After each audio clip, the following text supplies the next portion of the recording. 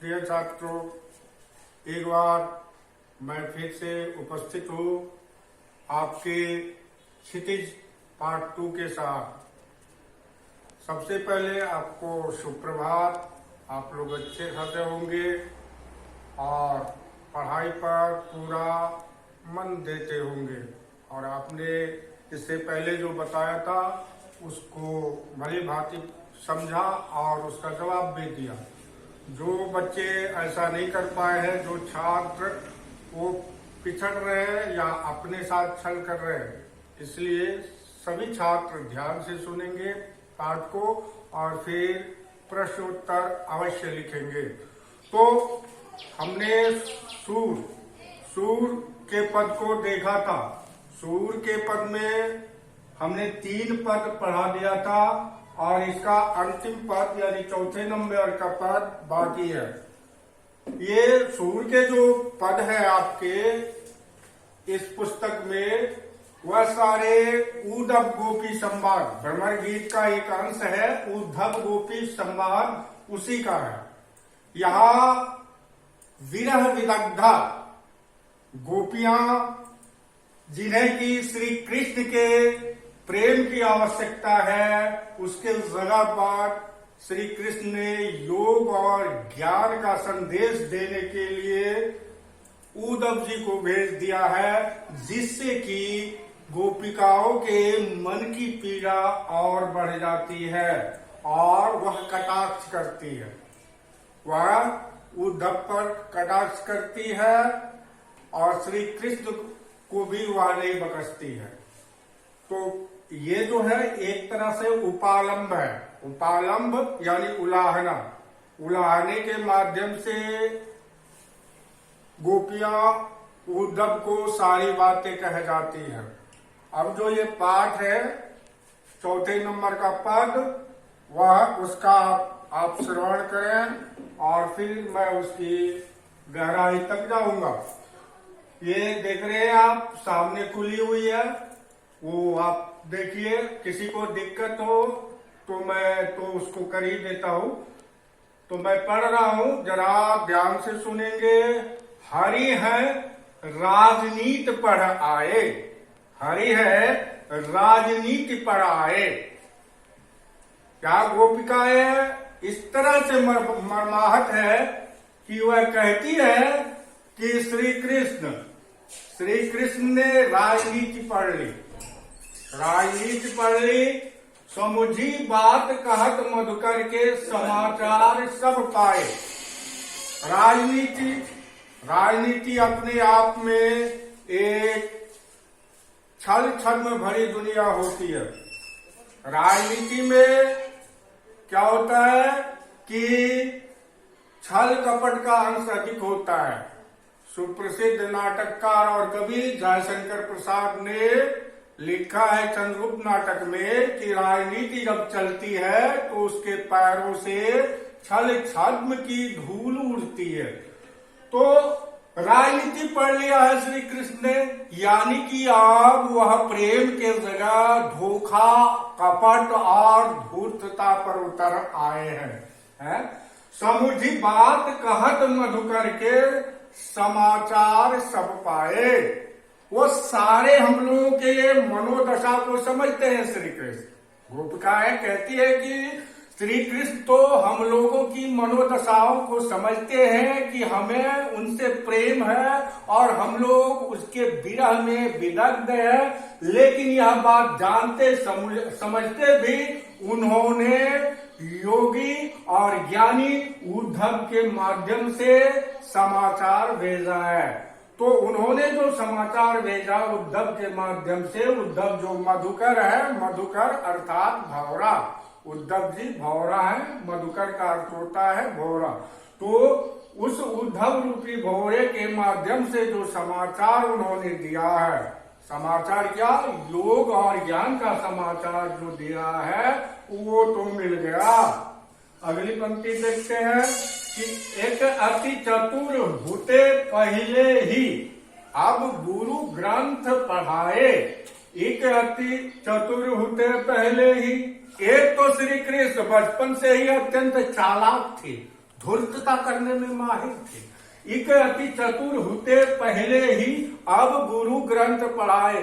एक तो चालाक और चतुर थे ही पहले से, अब उनको एक गुरु भी मिल गया।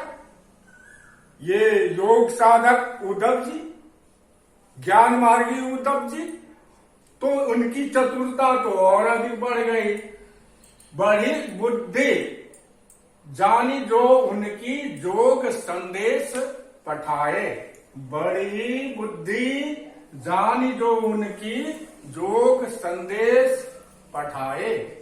अब वे इतने जानने लगे हैं, उद्धव के संपर्क में आकर उन्हें इतना ज्ञान हो गया है कि अब उन्होंने प्रेम के बदले हम लोगों के लिए योग संदेश भेज दिया है। पठाए, पठाना यानी भेजना। उधो भले लोग आगे किए परहित ढोलत धाये। उधो भले लोग आगे के परहित ढोलत धाये। वे उद्धव जी से कहते कि हे उद्धव जी, पहले के ही लोग बड़े अच्छे थे कि जो हमेशा दूसरों की कल्याण की बातें सोचते थे। यहाँ लौकिकता को महाकवि सूर ने बरकरार रखा है। हम लोग भी कहते हैं आज के जमाने से पहले का जमाना अच्छा, आज के दिन से पहले का दिन अच्छा। ये एक लौकिक धारणा है, अवधारणा है। जिस स्थिति में हम लोग रहते हैं उससे पहले को अच्छा मान लेते हैं, बेटर मान लेते हैं। अभी कोरोना के संदर्भ में भी पहले के जो ग्रंथ है उनको खंगाला जा रहा है और आप लोगों को रोज च्यवनप्राश 2 बार 3 बार लेने को कहा जा रहा है। वही ऋषि मुनियों के आश्रम तक लौटने की बात हो रही है। उधो भले लोग आगे के परहित ढोलत धाये। पहले के लोग बड़े अच्छे थे जो दूसरों के कल्याण के लिए ही अपने जीवन को समर्पित किए हुए रहते थे। परहित यानी परोपकार, हित माने कल्याण, पर माने दूसरा, दूसरे के कल्याण के लिए दौड़ते थे, धाये, दौड़ते रहते थे। पहले के लोग अच्छे थे जो दूसरे के कल्याण के लिए ही अपने जीवन को समर्पित किए रहते थे। आजकल के लोग सिर्फ अपने स्वार्थ को देखते हैं, जैसा कि श्री कृष्ण ने किया है। अब अपने मन फेर पई है चलत जूहुते चुराए। अब अपने मन फेर पई है, फेर पई है लोटा। अब अपने मन फेर पई है। क्या हुआ था जब श्री कृष्ण मथुरा की ओर प्रस्थान कर रहे थे तो गोपिकाओं ने अपना मन उनके साथ भेज दिया मथुरा। तो गोपिकाएं कहती है कि अब श्री कृष्ण को उस प्रेम भरे मन की आवश्यकता नहीं है, बल्कि अब तो वो ज्ञानी हो गए हैं, योग संदेश सीख रहे हैं, तो अब उन्हें इस प्रेम भरे मन की आवश्यकता नहीं है। जहां प्रेम होता है वहां योग नहीं होता, जहां ज्ञान होता है वहां प्रेम नहीं होता। बुद्धि और प्रेम में अंतर है। इसे आप समझें कि बुद्धि का स्थान ये देखिए यहाँ पर होता है और मन का स्थान यहाँ होता है। बुद्धि से मन बहुत नीचे है, दोनों का कभी मिलान होता नहीं है। दोनों मिल जाए तो फिर संसार स्वर्गलोक बन जाए। तो अब अपने मन फेर पई है चलत जू हुते चुराए। कि गोपिकाएं कहती है कि मैं अपना मन फिर वापस चाहती हूँ जो जाते वक्त श्री कृष्ण ने चुरा लिया था। ते क्यों अनीति करे यापुन जे और अनीति छुड़ाए। क्या गोपिकाएं कहती है कि श्री कृष्ण मथुरा के राजा बन गए हैं। राजा हमेशा नीति और न्याय पर चलता है, लेकिन ये ऐसे राजा है जो अन्याय अत्याचार को तो मथुरा से दूर करने गए हैं, लेकिन हम गोपिकाओं पर अन्याय अत्याचार कर रहे हैं। राजा बन करके मथुरा में हुए लोगों को अन्याय और अत्याचार से मुक्ति दिला रहे हैं, लेकिन हम लोगों के हृदय पर वह अत्याचार कर रहे हैं। राज धर्म तो यह सूर जो प्रजा न जा ही सकाए। या राजा का क्या धर्म होना चाहिए, आजकल के भी संदर्भ को लेकर देख सकते हैं कि राज धर्म तो यह सूर जो प्रजा न जाहि सताए, कि राजा का धर्म होता है प्रजा का कल्याण करना। जो लोग प्रजा पर अत्याचार नहीं करते हैं वास्तव में वही राजधर्म का पालन करते हैं। राजधर्म यही होता है कि हमेशा प्रजा का कल्याण करना। यदि प्रजा पर कहीं अत्याचार हो रहा है, अन्याय हो रहा है, तो उससे उसकी रक्षा करना। राजा के लिए सारी प्रजा संतान होती है, तो राजा सभी को अन्याय और अत्याचार से बचाते हैं। लेकिन ये तो ऐसे राजा है, गोपिकाएं कहती है, जो हम लोगों के प्रेम के बदले उसके ऊपर योग का संदेश भेजकर हम लोगों के हृदय पर अत्याचार कर रहे हैं। तो राजधर्म ये नहीं है। राजा का धर्म तो प्रजा का हित साधन करना है। तो यही राजनीति की बात कह रही है गोपिकाएं। राजनीति जो श्री कृष्ण अब योग संदेश के द्वारा सीख गए हैं, ये राजनीति छल छद्म कपट उसी की चर्चा करते हैं।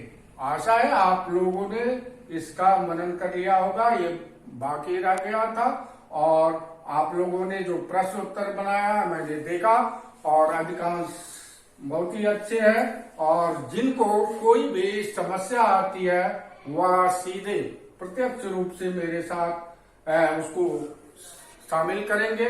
मैं आपको विश्वास दिलाता हूं कि उसका मैं तुरंत ही यानी 24 घंटे या 48 घंटे के अंदर आपको जवाब उपलब्ध करा दूंगा। तो अब इसके प्रश्न को देखिए। अब समग्र रूप से पूरे प्रश्नोत्तर आप लोग इसका लिख करके क्या कहते हैं कि गृह कार्य वाली जो उत्तर पुस्तिका है उस पर रखेंगे। जब विद्यालय खुलेगी तो उसे जांच करेंगे। उससे पहले आप लोग फेयर पर इसको लिखेंगे। जहां गलती होगी वहां मैं करेक्ट कर दूंगा और तब आप फेयर नोटबुक में उसको उतारेंगे। जरा देखिए इसका क्या क्या प्रश्न है और कहाँ कठिनाई हो सकती है आप लोगों को, वह भी मैं थोड़े से चर्चा कर लेता हूँ।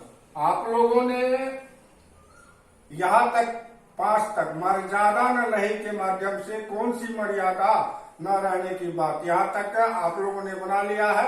अब इसके नीचे 6 नंबर 7, 8, 9, 10 और 10, 11,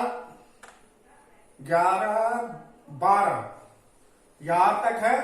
इसमें आप देख लेंगे, जो आपको बन जाएगा तो मुझे तुरंत भेजेंगे, जो नहीं बनेगा तो आप विश्वास कीजिए मैं उसका उत्तर दे दूंगा। इसके अतिरिक्त रचना और अभिव्यक्ति और पाठ्येतर क्रिया जो है इसको भी शामिल कर लेंगे।